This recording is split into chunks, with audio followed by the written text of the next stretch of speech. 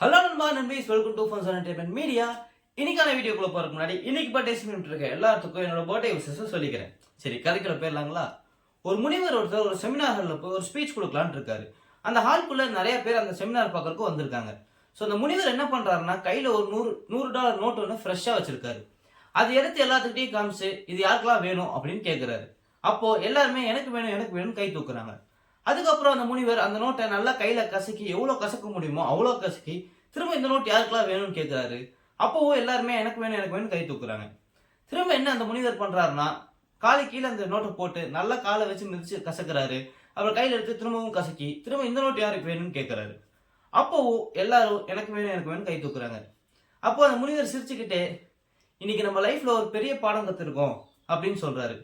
அதாவது இந்த நோட்டை நான் எவ்வளவோ கசக்கி என்னெல்லாம் பண்ணாலும் அந்த நோட்டோட வேல்யூ என்னைக்குமே மாறல. அது மாதிரி தான் நம்ம லைஃப்ல நம்ம கூட இருக்கிறவங்க, நம்ம ஃபேமிலியில இருக்கிறவங்க, இல்லை நம்ம ஃப்ரெண்ட்ஸ் யாரா இருந்தாலும் என்னைக்காவது ஒரு நாள் நம்மளை கைவிட்டுட்டாங்க, நீ எதுக்குமே ஆக மாட்டேன்னு நம்மளை உதறிட்டாங்க, அப்படி நம்மளை குப்பையா மதிக்கிறாங்கன்னா நம்ம அதை அவங்க சொல்றதெல்லாம் நினைச்சு நம்மளும் நம்ம மனசை நம்ம எதுக்குமே ஆக மாட்டோம், நம்ம எதுக்குமே ஒர்த்து இல்லை அப்படின்னு நம்ம நினச்சிக்கிட்டு நம்ம மனசை உடைச்சிடுறோம்.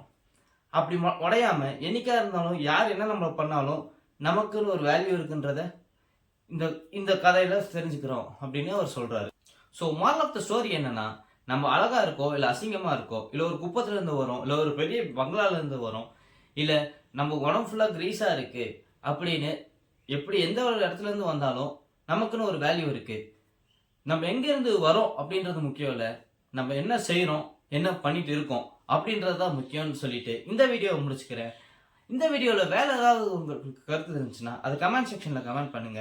இந்த வீடியோ பிடிச்சிருந்துச்சுன்னா லைக் பண்ணுங்க, ஷேர் பண்ணுங்க, மறக்காம நம்ம சேனலை சப்ஸ்கிரைப் பண்ணிடுங்க. அடுத்த வீடியோவில் உங்களுக்கு சந்திக்கிறேன். அது வரைக்கும் டாடா பை சொல்லிக்கிறது நான் உங்க பாலா. இது நம்ம ஃபன் ஜோன் என்டர்டைன்மெண்ட் மீடியா. உங்களுக்கு சின்ன அலை பிடிக்குமா இல்லை பெரிய அலை பிடிக்குமா இல்லை கடல் அலையே பிடிக்காதா?